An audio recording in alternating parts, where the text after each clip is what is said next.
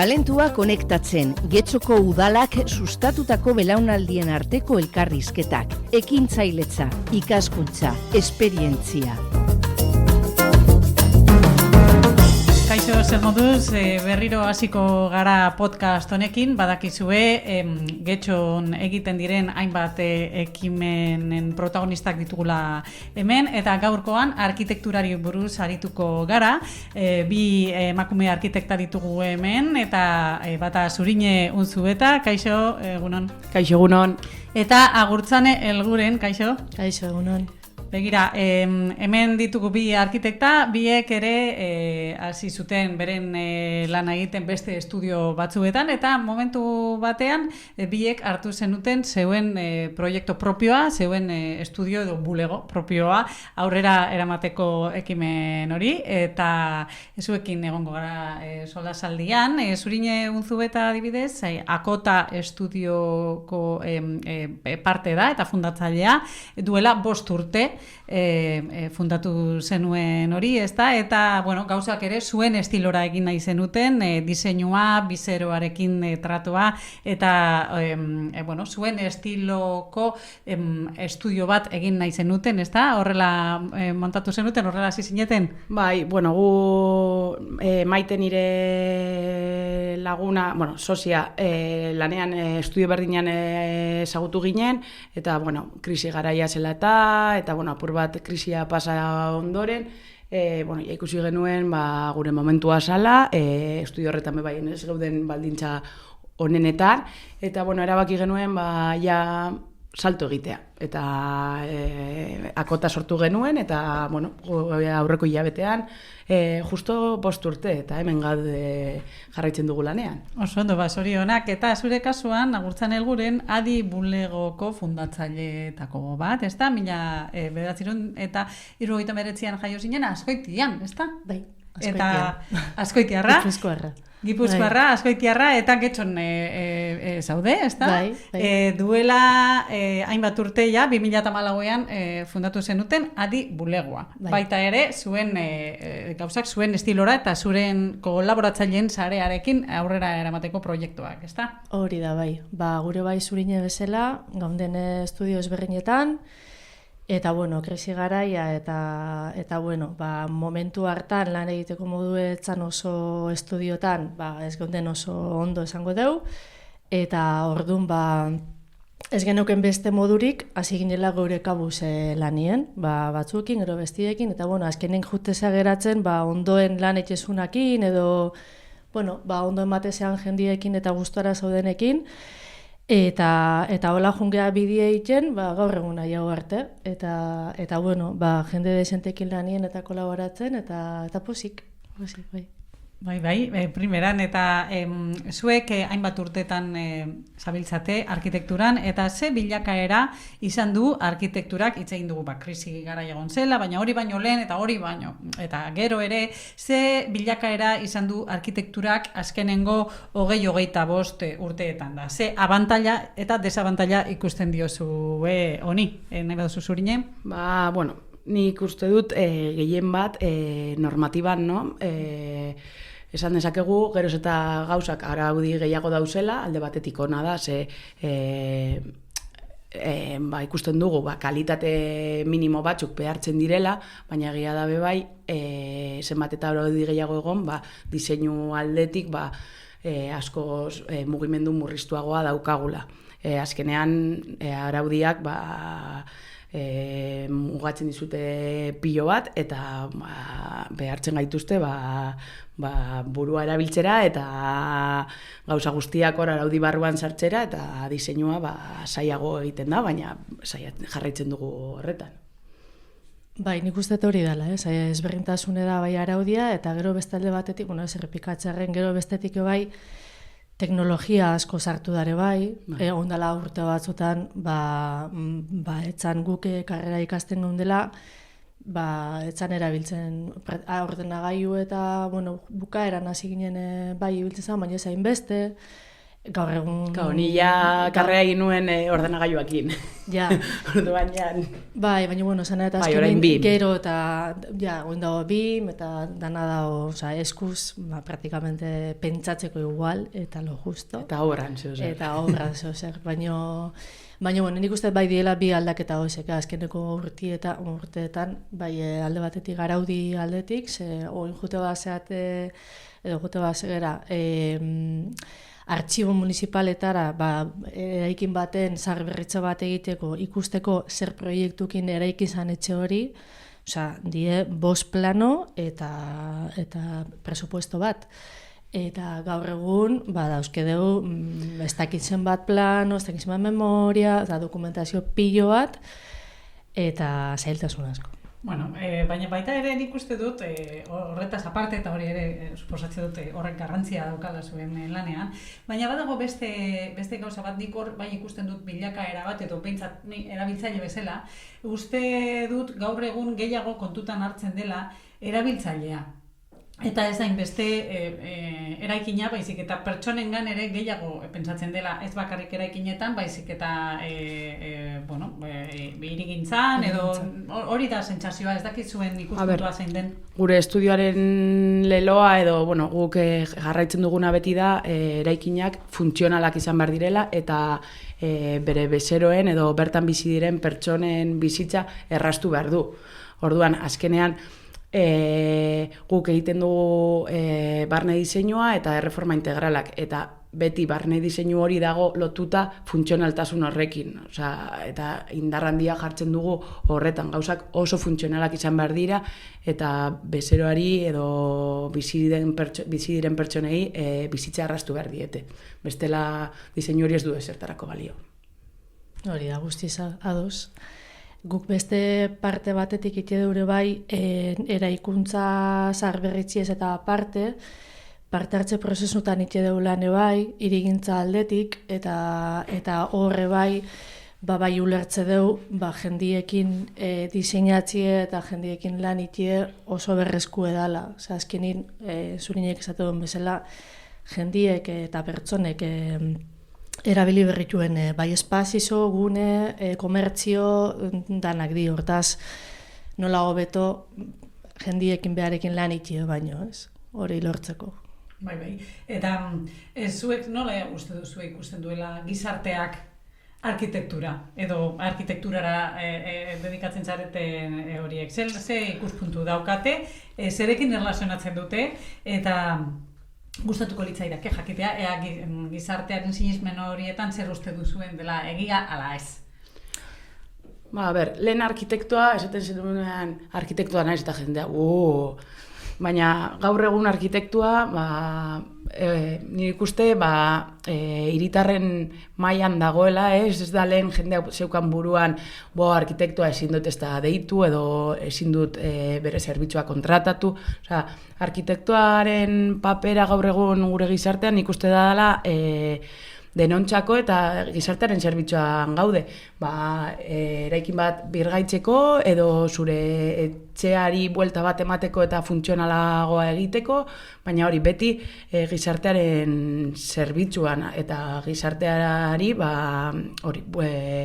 gauzak errazteko, azken finean. Nik bai usteet, batzutan arkitektuk papel ezberdinetan ikusi gaituela bezeruek, eta orduan batzutan eta ez daki bela oso ondo batzuk zertan ite duen lan, edo zertarako bergaituen guri. Askotan gehalako, derriortu nabe proiektu bat bizauin berda eta udaletxien entregau berda, eta arkitekto bat kontratau da. Ni jona izela dekoradoriena edo diseinadoriena o konstruktore batena, eta oin jarri du beste pertsona edo intermediario bat, ez? Orduan, eta gero gaude mota ezberdinetako arkitektuek bai, hasieratik bezerukin gaudenak, derrepente konstruktora batek kontratatzen zaitu, porque bezeruek ez zaitu kontutan hartu. Hortaz, nik uste despiste hori badago lare bai. Kalien, zertan ite duen lan. Guri askotan komenta dugu, olako lanak egitzu zu, eta zato, klaro, batzuk igual pentsatzen belako dedikatzen liburutegizek eta eraikina handizek itxera, ez? Bai, eske jendeak nik uste dut gizartean, jendeak arkitektura lotzen duela, nik hori neukan pentsatu da, eraikin handietarako, ez? Arkitekto bakarri behar da, Guggenheim bat egiteko, edo Xubisuria, edo Arriaga bat egiteko. Baina jendeari zaio oraindik sartzen buruan, espazio guztiak arkitektura daukatela. Eta hor, arkitektura dagoen momentuan, arkitekto bat sartu daiteke. Egia da gaur egun hori, erreforma enpresak, barne diseinuko enpresak eta horrela dauzenez, jendea ohitura dauka, lehenengo horrelako lekutara jotea eta ez gugana. Baina hori da apur bat, etxea ez hastea momentu egokian, ez? Lehenengo behar da ongi diseinatu, barne diseinu hori ondo egotea, eta gero ja da hurrengo pausua. Eta hori zuei eta guri gertatzen zaigu, jendea bezero asko datozela, ez dakitela nola jo, prozesuaren erdiko puntuan gauzak erdizka egina, eta pena bat da, jendeak ez izatea hain argi, zertan lagundu aldezakegun, eta ez ikustea gastu bat bezala, eta ez laguntza baten moduan. Hori da. Eta entzuleai laguntzeko, jakin dezaten, ezta? Zertan lagundu galdu zuen, ezta? Jakin nahiko genuke non hasten da eta non bukatzen da zuen lana.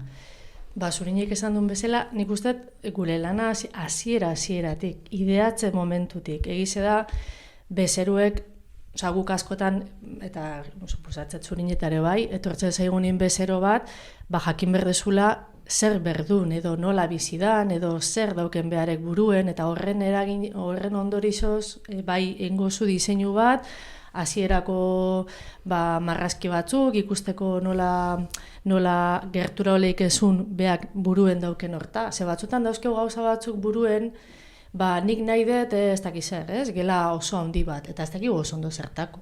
Orduan, haze bat raskatzen, galdetzen gauzak, eta gero daukeu bezeruekin sekuleko harremana.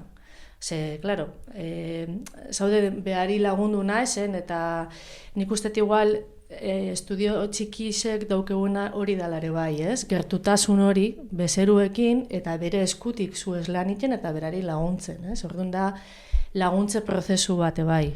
Azkenean gu egiten duguna da, zenbat eta lehen hau gurekin kontaktatu, bide horretan, prozesu horretan, igual ez gara sartzen gure justo lan propio aurrera gora arte egiten, baina bai, aholkatuko zaitugu baitu orain, prozesu hau egin behar duzu, erabaki hauek hartu behar dituzu, ez? Adibidez, birgaitze lan batean, edo etxe bizitza birgaitze handi batean, udaletxea jo behar duzu, paper hauek eskatu behar dituzu, hau kontratatu behar duzu, eta gero ja hasiko gara bestearekin. Baina, jendea ez dago ituta olako lanetara ibiltzen, ez? Orduan, jendea oso galduta dago, gaur egun paper pilo bat egin behar direz, eta azkenean itxatean horbait gidatzen zaituna, eta zure onuragatik begiratzen duena, eta logolkatuko zaituena, hor gaude, prozesu guzti horretan ez bakarrik diseinuan, baizik eta prozesu horretan, bai diru laguntzetan, guk azkenean eguneratuta gaude, eta esan aldizugu baitu, diru laguntza hauek daude, edo hau eskatu dezakezu, edo olako gauzetan. Eta nik uste dut, zenbat eta goizago gurekin kontaktatu, prozesu guztian eta bukarako emaitzan, gertzen dela pilo bat. Eta buruko min gutxiago, hori bai. Bai, eta tranquilidadi ere bai. Eta hori, azkenin galderi hola zuzen erantzuten da, hasieratik bukarara arte. Osa, esango dugu bere altzarizek edo bere gauzak sartzen azte arte. Ez? Osa, fase osue da. Edo nahi baldin badu, guk ere sartzen dizkiegu altzariak. Osa, azkenean proiektu borobil bat izateko, reforma bat edo birgaitze lan bat baldin bada, beste gauza bat baldin bada, bukararaino. Hori da. Eta bukaera horri buruz hitz egiten, zuek gero obra bat bukatzen duzuenean eta ikusten duzuenean eraikin horrek, etxe bizitza horrek edo zelako proiektu publiko batek bizia hartzen duela. Zelango sentsazioak dira, kontatu nahi baduzue adibideren bat edo? Nik uste danetik daola, batzutan, igual zuk zure buruen etxezu ez dakiz zer, eta gero jute baldin bazegoa argazki batzuk ateatzen, espazio horta ikusten nola geraudan gero, ja erabiltzen hasita gero, bueno, batzutan emateia oso sorpresa onak, eta ez zatezu, gustatzen zat, edo ondo da, eta beste batzutan, igual ezain beste, ez? Bueno, ez dakit. Bueno. Gu Maiterekin komentatu nuen, hau, eta egia da guri gertatzen zaiguna da, igual gure buruarekiko oso exigenteak garela, eta gero ikusten dugunean proiektua ja bukatuta, paperean ikusten duguna, baino politago edo funtzionalago edo ikusten dugu. Egia da badaudela gautxo batzuetan esaten zula, hau hurrengorako hau hobetu nezakeen edo beste hau aldatu daiteke, ikusten da hobeto funtzionatzen duela, baina gehienetan espazioa gu gehien bat egiten dugu hori barne diseinua eta reforma integralak, orduan da eskala txiki hau bat, eta bai horretan espazioak ikusten dugula paperetik realitatera gero indar gehiago hartzen dutela eta ikusten dugula guk diseinatzen genuena, baino hobeago ikusten dugula edo hobeto ikusten dugula errealitatean. Eta gero erabilera batzuk ere, eraikin batzuen edo espazio batzuen erabilerak jenteak jakeatu egiten ditu, ezta? Osea, beste erabilera baten man ere, ezta? Batzuetan ere gertatu daiteke, bai? Bai, azkenen hori da funtze, ez? Nik uste diseinu ondo inde baldin mago, batzutan oso fleksibili izan leike eta gauza ezberdinetarako balizo galdula, ezta?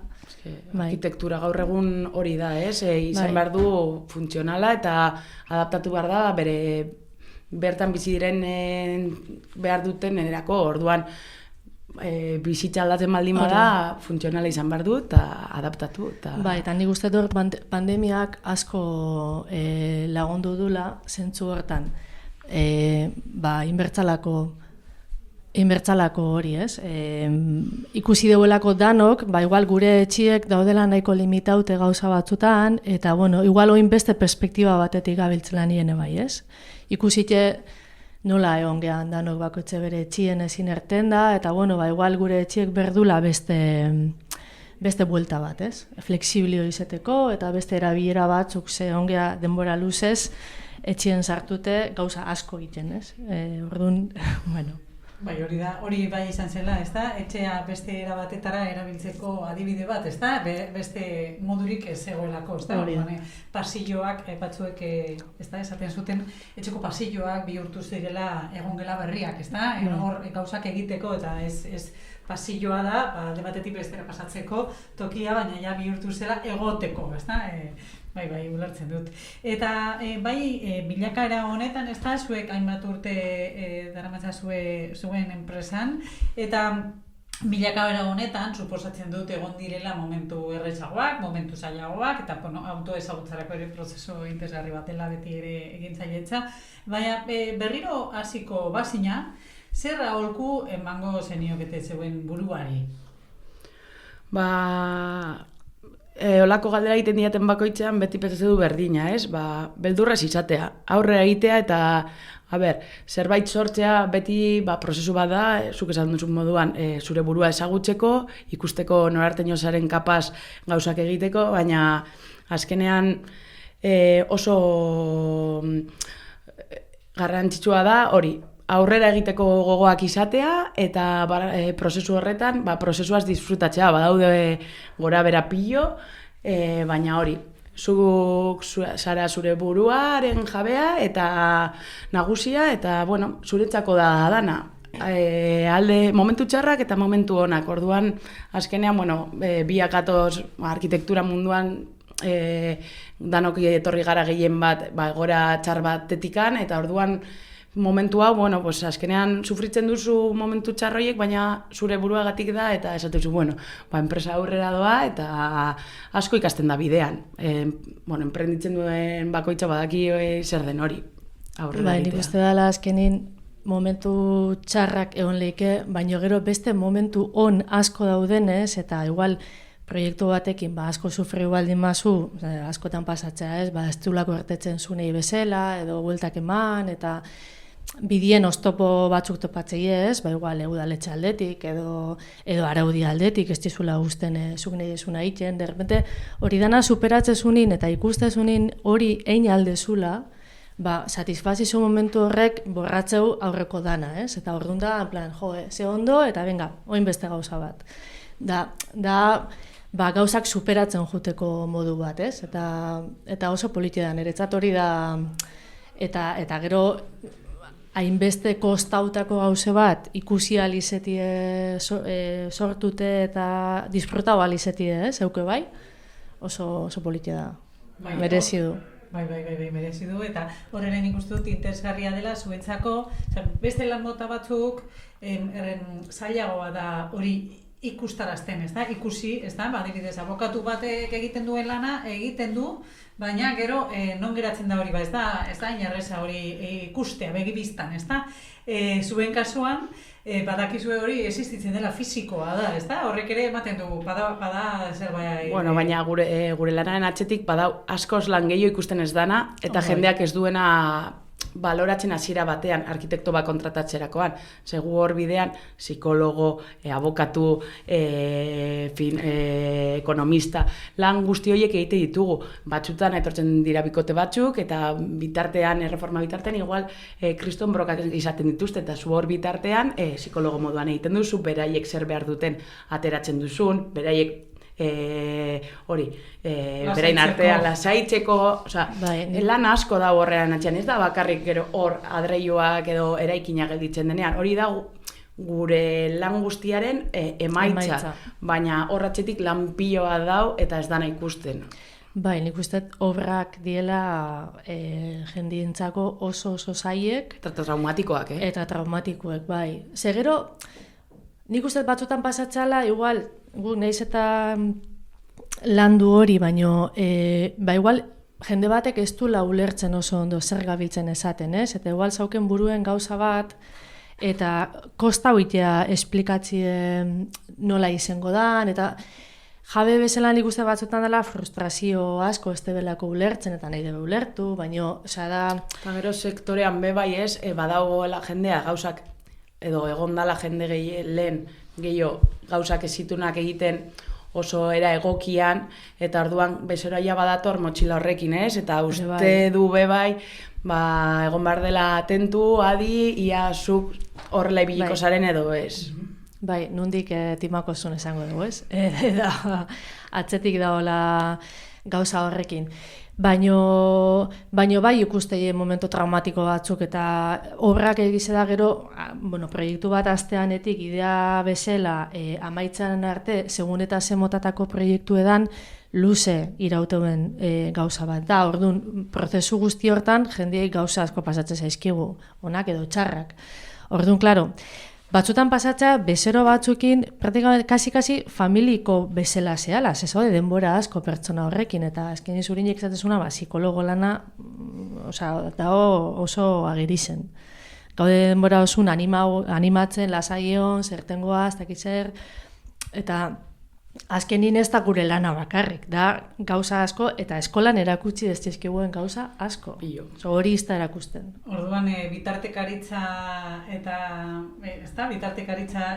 psikologia ere, asignatura bezala nolabait sartu beharko lukete arkitektura ikasketetan, ez da? Derrigorrezkoa. Bai, nik uste baietz. Bai, mila esker biei, eta, bukatutzat ematen dugu geure podcastaren elkarrizketa hau, arkitekturari buruz hitz egin dugu, bai Agurtzane Elgurenekin eta bai Zurine Unzuetarekin, Agurtzane Adi bulegotik eta Zurine Akota estudiotik, eta mila esker bioi, eta hurrengora arte. Zuei gonbidatzatik. Eskerrik asko.